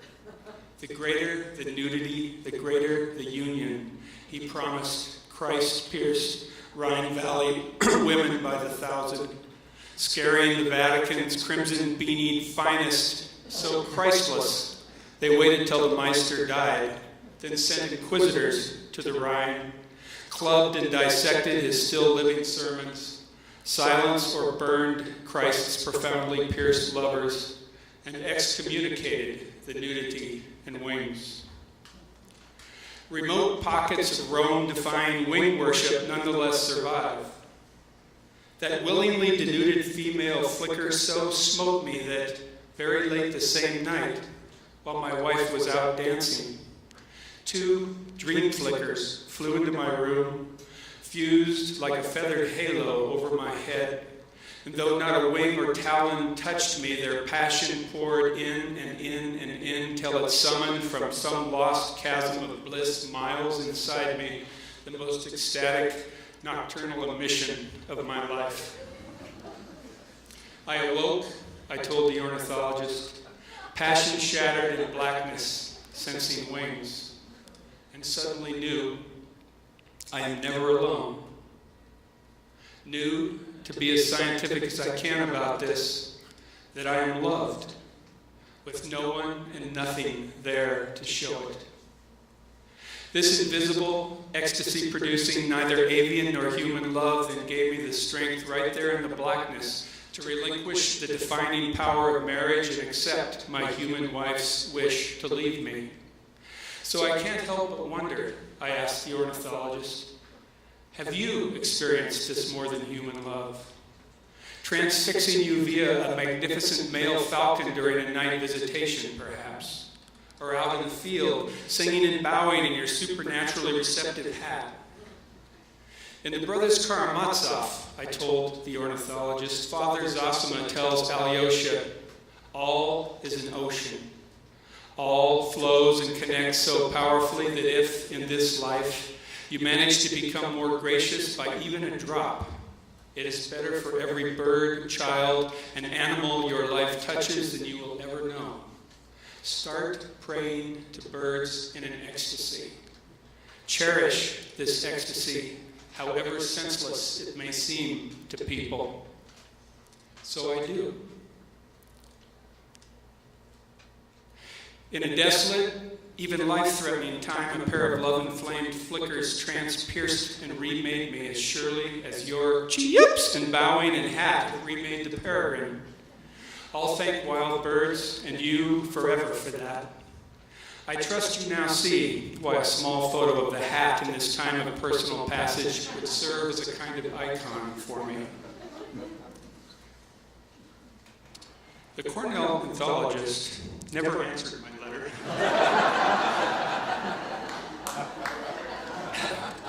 And he was wise, it turned out, not to do so, for into the vacuum created by his lack of answer, wild birds flew and have never stopped answering. Like the 43 Vaux swifts that dropped like dead leaves from an autumn dusk into my cold black chimney, grew still, but then thrummed in their sleep, as only 86 swift wings can thrum all through the night. Or like the small black hole in the ice of a desolate frozen river at which I happened to be gazing when out popped a lone water ouzel who, after a single deep knee bend, burst into desolation-defying song. Or like the still smaller black hole in a leafless, rime-blasted cottonwood against which a heartbroken friend, Max, happened to lean on a Montana winter's walk, out of which burst, like bees from a June hive, more than 100 pygmy nuthatches, bequeathing Max just that fast an acceptance of heartbreak from which grace, like honey, began to flow. Or like the 14 Hungarian partridges my rancher friend Tom flushed from buckbrush after a blizzard in 20 below, who half-circled a gulch so frigid he feared they'd freeze in midair, but who instead slammed head first 30 miles an hour into a fresh snowdrift 100 yards above him to spend the night tucked in 20 above powder, bequeathing Tom, like a love poem next day, 14 tiny snow caves, the insides of which shone with the cold's own luminous blue. Or like the lone female loon who mistook a wet, moonlit interstate for water and crash-landed at night on the truck-grooved pavement of the fast lane. Loon, to whom I sprinted as a convoy of 16-wheelers roared toward us, throwing my coat over her head so she wouldn't stab me, pulling her to my chest as I leapt from the concrete. Loon who, when she felt this blind liftoff, let out a full, far northern hoo that pierced without stabbing my coat, ribs, heart, life. All is an ocean, she and Zosima, the avian choir, keep singing, as into black holes in trees, truck routes, river ice, wounded hearts, ecstatic birds keep dropping till, even alone and in darkness, with no special hat, clothes, or wings to help me fly up and feel it, I find myself caught in the endless act of being loved.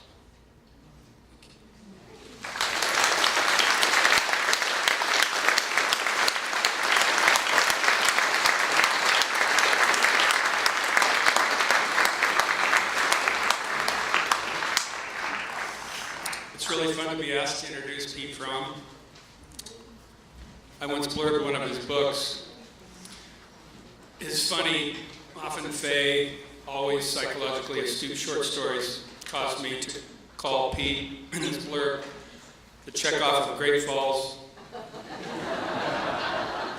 Pete was so embarrassed by this that he left Great Falls entirely. He then started a revenge campaign to get me nicknamed the Jackie Collins of Lolo. Luckily, Jackie can't fly fish for shit, so my stupid nickname never caught on. If you look at Wikipedia under Pete, all you'd see about our great historic Anton versus Jackie dust-up is, please help improve this section by adding citations to reliable sources. How can we do that? Pete and I are our sources. Wikipedia tells you Pete's novel, As Cool As I Am, became a feature film starring Claire Danes, but neglects to mention the miracle of a 50-year-old guy with a walrus mustache usurping the identity of a 14-year-old girl, whose voice is then hailed by critics as provocative, gritty, erotic, hilarious, and genuine. Turn it around, if a 14-year-old girl wrote an equally convincing portrayal of what it likes to be Pete, she'd win the Pulitzer. Wikipedia also fails to note that despite the greatness of the novel, the film later convinced some that Claire Danes is related to Steve Danes. Sorry about that.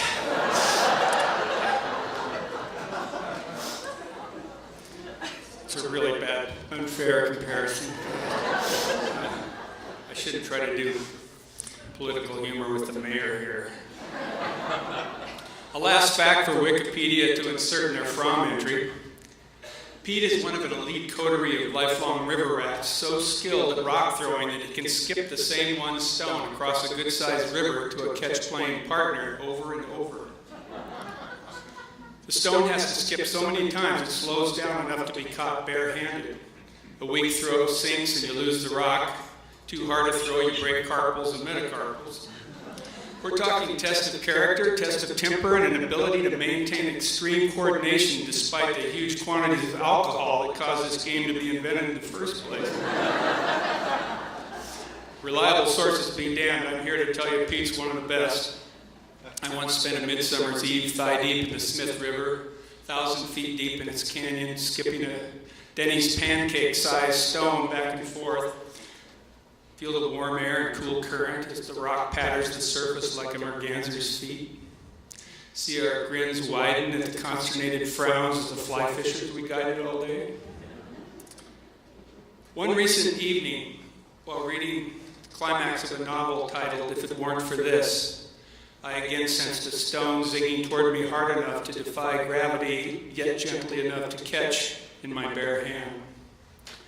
Pete's new novel embodies the essence of what drew me to literature in the first place, namely, the hard truth that the more people we love and the more deeply we love them, the more often and intensely we're doomed to grieve.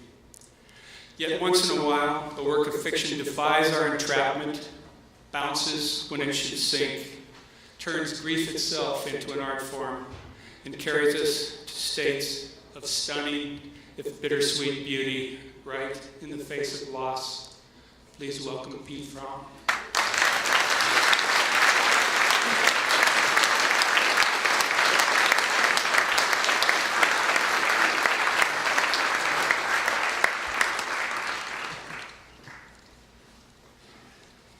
Sitting out there in the dark, I'm not sure you can understand the kind of fear that goes through a person waiting an hour and a half to be introduced by David Duncan.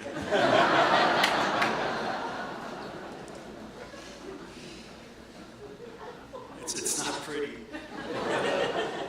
And also, sitting out there, I don't know if it's possible to imagine the kind of honor it is to be up here in front of all you and with the crowd of writers that they got together. So I want to keep my praise on to my thanks to Kim and everybody else who's worked so hard to put this together for so long.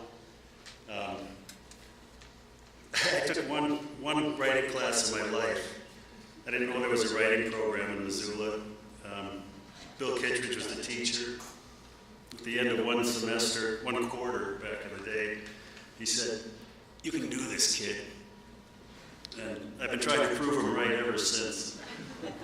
So I'm going to just cut down half of chapter of this new novel. It's about a river running couple. They meet, and they're 20 years old. They kind of fall for each other, a lot like David's Flickers, and start their own river running business in Ashland, Oregon. Things are going pretty well until Maddie starts developing some issues. Her hand starts to twitch, she loses her balance sometimes, and at the same time she finds out she's pregnant. She's also diagnosed with MS. And this is the story then of their life together. This is a chapter very early on. She's got MS. Their first child is born. His name is Addie. Her husband's name is Dalt. He's had to quit the river business to get benefits, so he has a job now as a carpenter.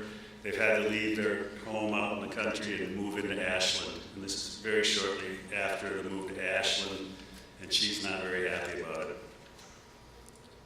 And she tells her own story. So, David, if you can forget the walrus thing, that'll work better for you. All right. The doorbell, something Addie discovered with a glee completely out of proportion to the thrill, bongs twice, high-low, and Addie's startled grin just slays me. I'm telling you, the magic of the big city. Somebody's here, I say, surprise enough itself. I go see, Addie says. Okay, I say, and get back after my onions, trying to chop with my left hand, keeping my jittery right ready to dodge. When Addie says, Mommy, there's a woman standing in my kitchen, some adult who's followed a toddler's invitation into a strange house. And I dip my hand behind my back and stammer out, hello? It's not the most gracious welcome ever delivered, but it beats, what the fuck? Which, seeing a total stranger in my kitchen, feels more appropriate. Hi, she says, a woman maybe a few years older than me, a hell of a lot fitter. She could be a Patagonia ad. My name is Winter, and I love running triathlons in chill mountain air. But she says, I'm Janice from across the street. Well, hi, Janice from across the street, I say. I'm Maddie from the pigsty kitchen. Half our stuff is still in boxes. She blinks, and it occurs to me I'm holding an 8-inch knife. The kitchen reeks of onions. I set the knife down. We look at each other until she remembers she's holding a big aluminum pan, a towel, no lie, draped over it. I brought a dinner, knowing how hard it can be, settling in, the kids, Dad off to work. It's nothing, just lasagna. I didn't even get a salad together for it. Settling in? We've been here weeks. Should be way past the box stage. No salad, I say. I take the dish from her, set it down, but my hand is thrumming behind my back, and, well, that's the last thing I want to show off. In fact, the one thing I thought this place had to offer, after the loss of our house, our creek, the business, clients, was anonymity, isolation, a place where it could just be us, no one to ever have to explain MS to ever again. She sets her pan on the counter. Well, I'll get out of your way. I just wanted to say hello, introduce myself. Her hand's empty, she sticks one out to me, the dreaded handshake there in the offing. I look at it maybe a tick too long, right, left, then decide before it gets any more awkward, reach out my left, give her that half-assed backward clasp, and say, thanks, Janet, really, it's like hugely considerate. She looks straight at my wrong hand and says, it's Janice. Janice, of course. I let go of her hand, edge the towel off her lasagna like the sheet from a corpse. It's beautiful, I say, but God, it's just lasagna. $3.75, she says. 45 minutes should do it. Yeah, I say. I've made lasagna before. That's too much even for Janice. She says, sorry to interrupt. I've got my own two to look after. Better go before the fire department shows up. She turns and almost runs over Addie, who hasn't moved since following her in. Oh, she says, I'm sorry. It was very nice meeting you, too. Addie starts towards me, slides in under my arm like we lived in a cave before, have always slaughtered foreigners straying into our territory. It is so tempting to let her go, let her spread the word about the Farrell family across the street, do that dirty work for me. It'll save so much time digging the moat, sharpening the stakes. But Janice is out of the kitchen before I call her name, take a step to chase her down. She stops in the living room, her hand on the knob. Look, I say, I'm sorry. She shakes her head. No, don't. I know, it gets overwhelming. And I can't help but think, you don't know. You don't know shit about it, about us, about anything. But I agree, play along, and say, it has been wild. And I have friends who, believe it or not, will swear I'm not a bitch. Used to, anyway.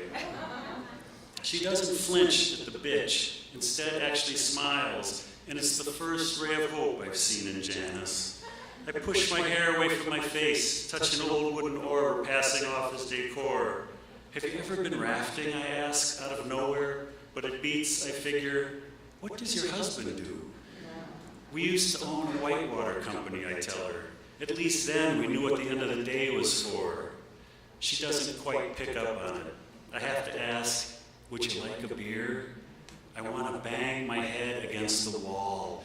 Wine, you dope. She's a Chardonnay sipper from the word go. But she says, if I'd only listened to myself, had an ounce of faith, I would have brought the six-pack, not the stupid lasagna. My sigh of relief is more a gasp, and I say, well, hello, Janice. And wave her back to the kitchen, and when Dalt comes home, the lasagna is still on the counter, the onions drying on the cutting board, a few empty bottles there with them, the oven not preheating.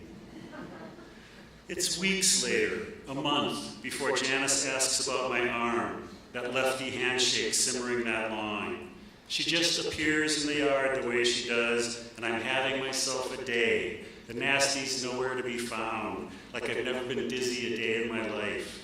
I'm actually digging, flexing muscles that barely remember the word, gardening what I've settled on for my hermit phase, though what I know about gardening wouldn't fill a pea pod. I swipe my hair away from my face, lean into my shovel, and say, Jan, did you bring a pickaxe? She pats down her pockets, shakes her head. Sorry. My hand, forgotten atop the shovel, twitches away. Jan tilts her head toward it. Nothing more. Oh, I say, and grab the handle tight, dig it into the soft soil. What are you doing? She asks. China, I say, making my break. She looks across the hill in both directions, down to the few hikers in Lithia. Are you even on your property? I shrug. This is the lowest one. I'm terracing. Like the Incas? Exactly. But why so far down? Maximizing harvest. She looks at me. I plant my shovel deeper. Did you see those railroad ties? Dalt said he'd do the heavy lifting, but I bet the two of us could get them. We climb the hill together, and keeping my twitching hand occupied, working, I grab onto the top tie of the stack and say, ready? We grunt and stumble, then settle into it, good till we're going down over ground I've already torn up. I lean right, get just a hair dizzy, swing my left hand out for what I remember of balance, and find my right's not been doing its share all along. The tie tumbles free, me just dodging clear, Janice tripping over it, falling into me, the two of us pulling up just short of a cartoon snowball trip down the hill. My hand lands on my thigh, not grabbing, just sitting there. Pointer in middle, hooking back toward my palm, thumb twitching over them like an anxious mother hen. Behind me, almost in my ear, Janice says, are you ever going to tell me? Nope, I say, and stick my hand between my legs. It's funny, I say, what a conversation stopper MS gets to be. All she says is, how long now? What do I have left? Have you known? Since I start, but my supply of one-liners goes go beyond me. Since before Addie was born, I say, there's no genetic link, nothing direct, nothing confirmed anyway. Dalt knows? Yes, Dalt knows. What, how? I mean, it'd be kind of hard to hide something like that. Not for some couples I know. Well, I say, believe me, we are not some couple. She smiles and we catch our breath before kicking the railroad tie into place. Start building in the dead men, just like the gardening book said to. We carry down 6 more and get them mostly in, but I'm auguring in myself. The nasties in full charge, thundering down after the exertion. The Pinocchios claiming my joints. The puppeteer out on strike. I drop on top of the first wall we've built, the lowest course of my terrace. The creosote stench of the ties makes my eyes water.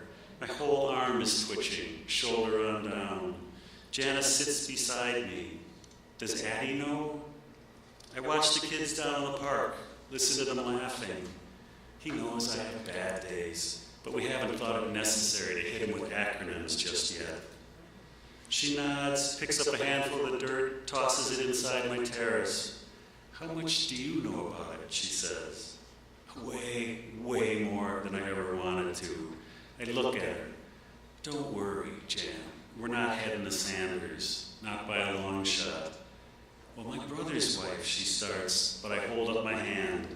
Everybody knows somebody who knows somebody, but I'm sorry, this one's all mine. I'm not your brother's wife. It's not.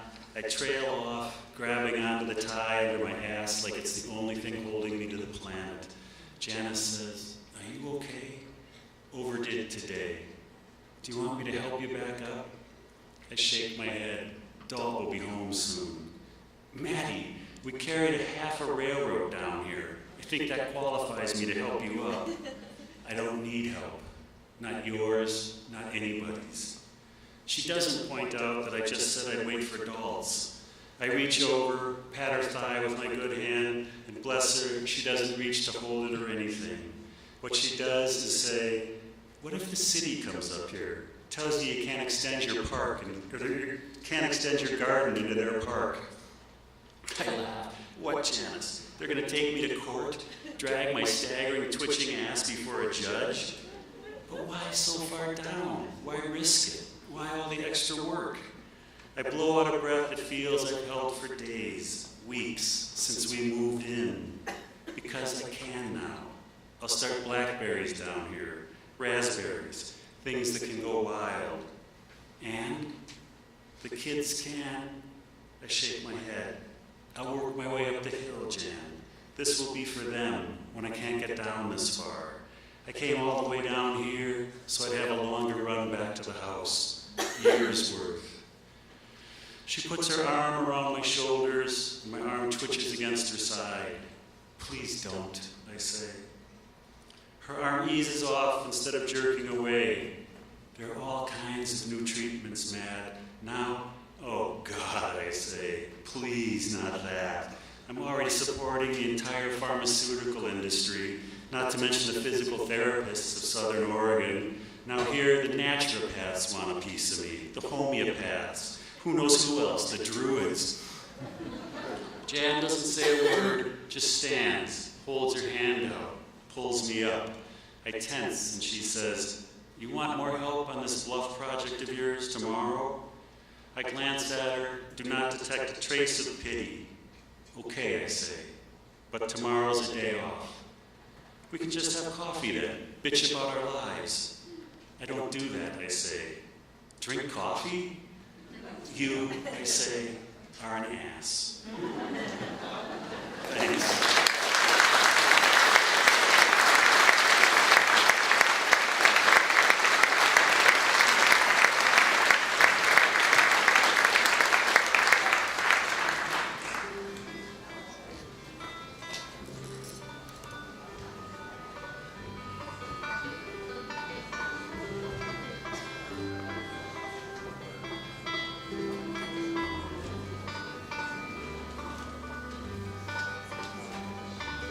Kim Anderson, please join us on stage.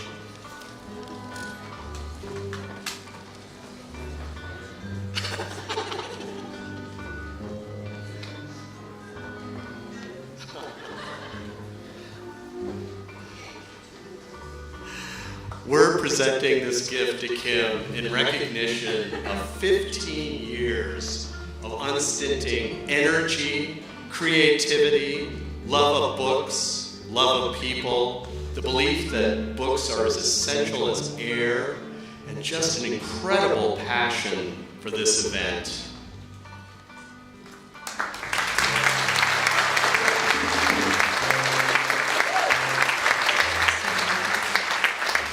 On behalf of the board, I want to echo the thanks to Kim and her amazing ability to bring people together, all of us in this room, all of us over the years.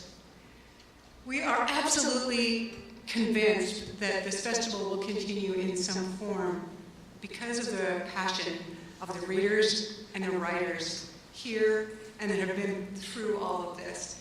It's you guys that have been doing it, and it's you who will continue it. So thank you for that. Kim, Ken, Sam, Debbie, Jason, the whole staff will continue to do great work advancing the humanities here in Montana. So look for new programs that will be coming out of Humanities Montana over the course of the next year. So now I would like to present the goddess of the festival.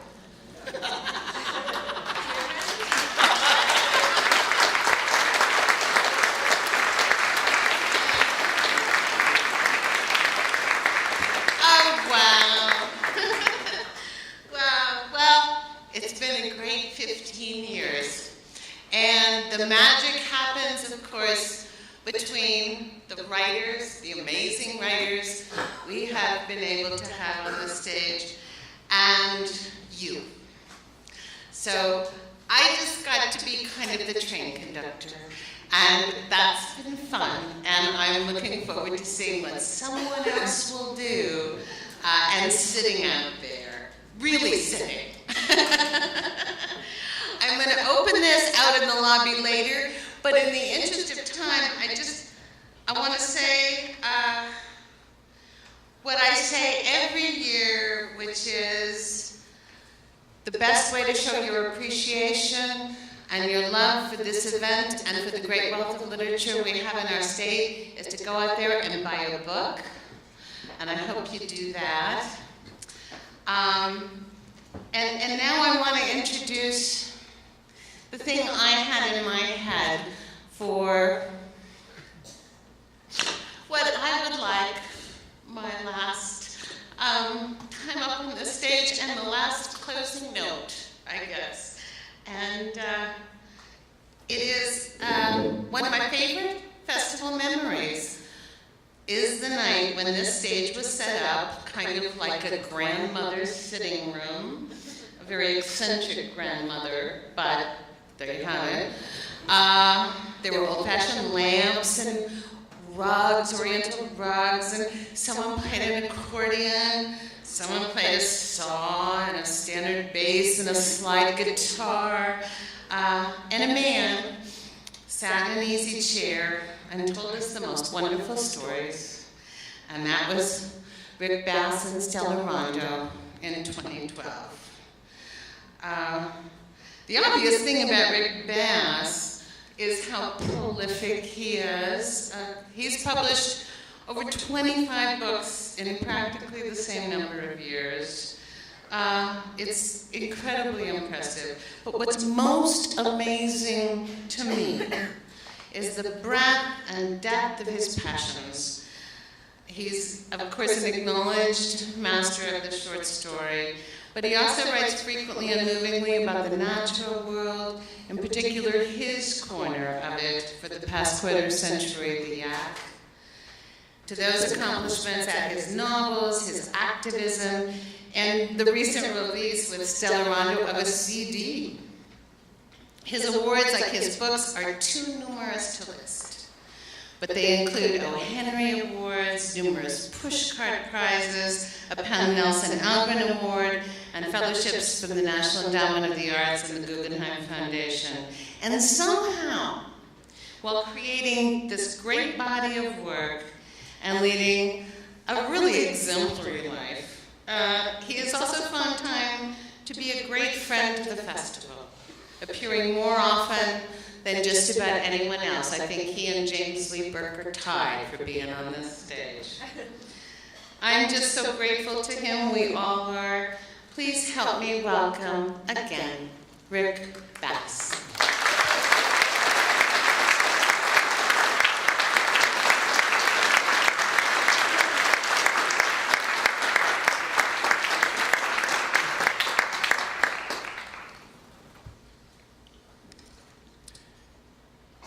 Thank you, Kirn, for not the last time, and thank all of y'all. Thanks, Mayor Ingen. As always, you're gold. That was a long time ago. It was an hour and 20 minutes ago. Thank you. Thanks, Ken, for emceeing wonderful introductions. Words fail me for thanking Kim and what she's given Montana and Missoula and Livingston for 15 years and 100 years to come. Thanks for birthing this thing. Thanks, Stellarondo. Good writing is specific, and specific writing is good. This is Jeff Turman playing upright bass, and Caroline Keyes with the banjo and acoustic guitar, and Bethany Joyce with the cello and the saw, and Gibson Hartwell with the pedal steel and sometimes electric guitar, though alas not this evening.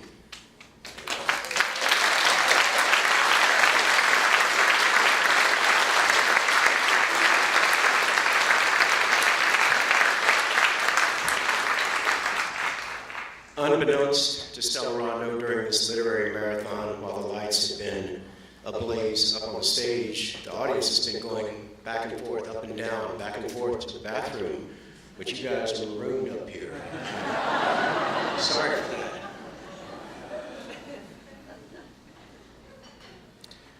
Holy crap. Look at us up here, so lily white and resolutely rural, and the worst sin, worse even than our alabasterness, so gray-bearded, or, with Onyx always singular exception, so elegantly snow-haired. What an honor for all of us to be here for this celebration of Montana readers and Montana literature. I'm thinking tonight about the old ones. They're where we came from, how we got here.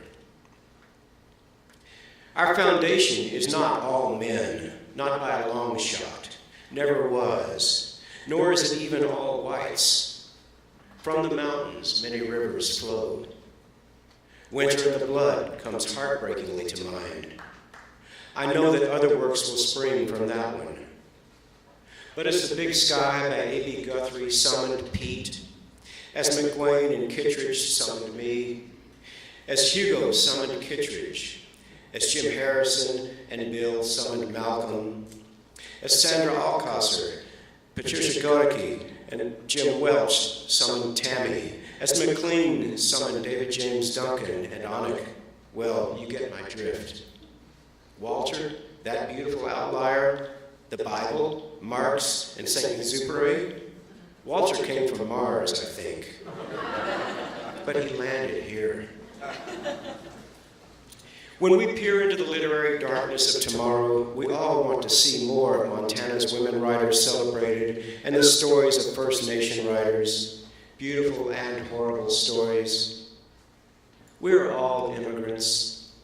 I suspect that more than ever, Montana will continue to be a place to come to. Maybe in the coming years, we can do with a little less of the hunting and wood splitting. This is not a mea culpa.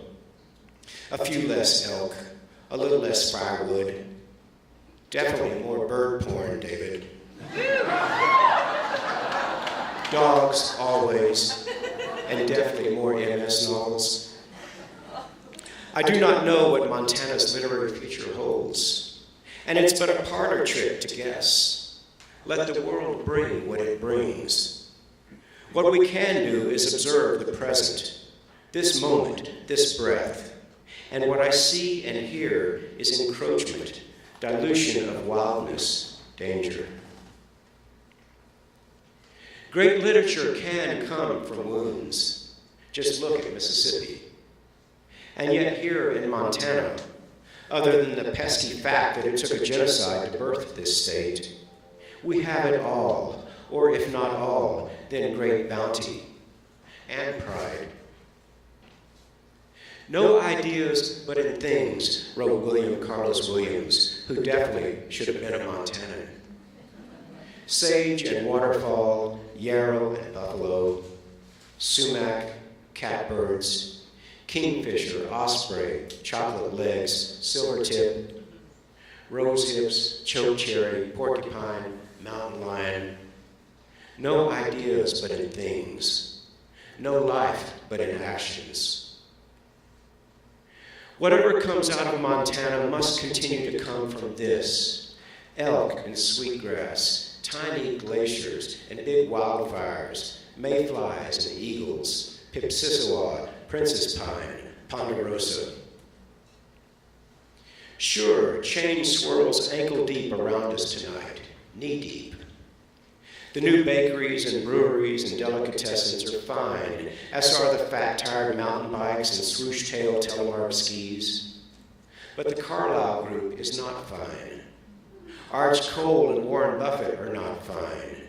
Railroading the Tongue River Valley to Asia is not fine. W.R. Grace and Plum Creek are not fine. Balkanizing the front is not fine. Keystone XL is definitely not fine. Thank God Jeanette Rankin is still in our blood, in our bones, she who fought every war. We are at war. We've been invaded. They are spilling over our borders. They are taking Montana away rail car by rail car. Not wheat, not beef, not barley, not hay. They are taking the only enduring thing we have besides each other, which is the land. The great green garden that sustains us as writers, as readers, and as a people. I don't know our future, but what an honor this evening to say goodnight, not goodbye, to the old ones, so beloved, who got us here. Hugo, Guthrie, Welch, Walker, Crumley, and so many more. They will never really be gone. Whether we write about sod houses and one-room schoolhouses, or about the biolab in Hamilton, the old ones will never be gone. But what is coming next must be as fierce and contrary and wild and sweet as those who were here before us. As fierce and contrary and wild and sweet as the landscape that brings these qualities out of us. We are magnificent. We must impose our will upon the corporations, or become, like so many other states, and like the so-so literature of other states, the lost and uninspired white noise of history. That is the future the corporations and the barons who operate their levers desire for us. They are doing everything they can to ensure that we remain sleeping.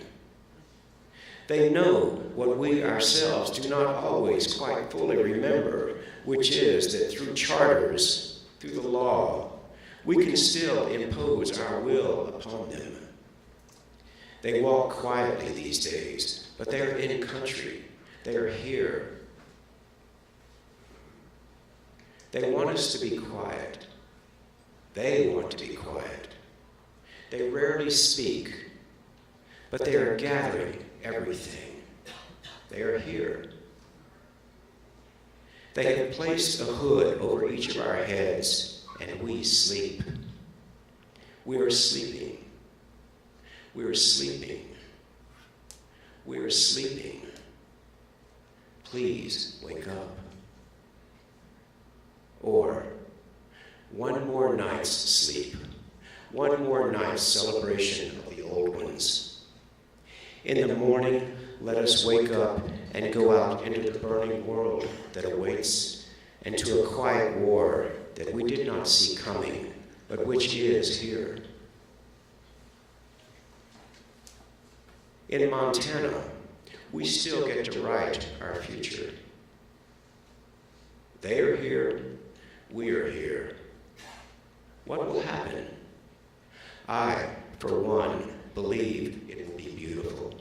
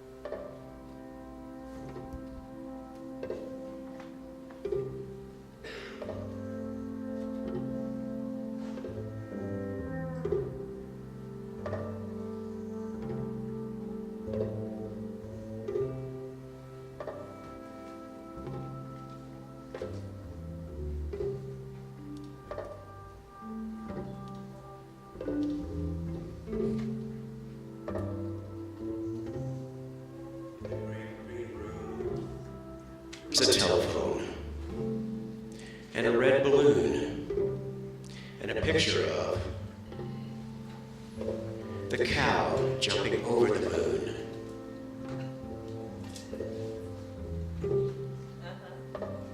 And there were 3 little bears sitting on chairs, and 2 little kittens, and a pair of mittens, and a little toy house, and a young mouse.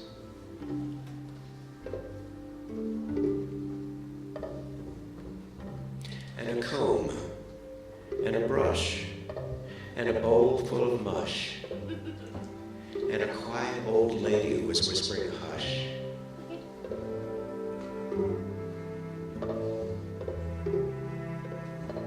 Good night, room. Good night, moon. Good night, cow jumping over the moon.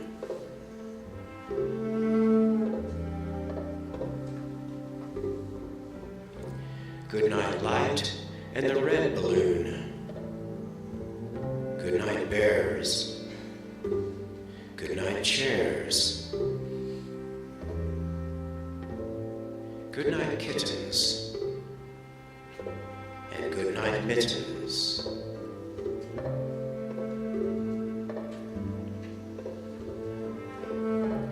Good night, clocks. And good night, socks.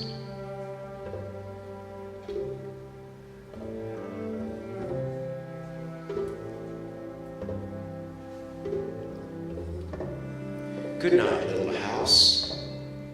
And good night, mouse. Good night, comb, and good night, brush. Good night, nobody. Good night, mush. And good night to the old lady whispering hush.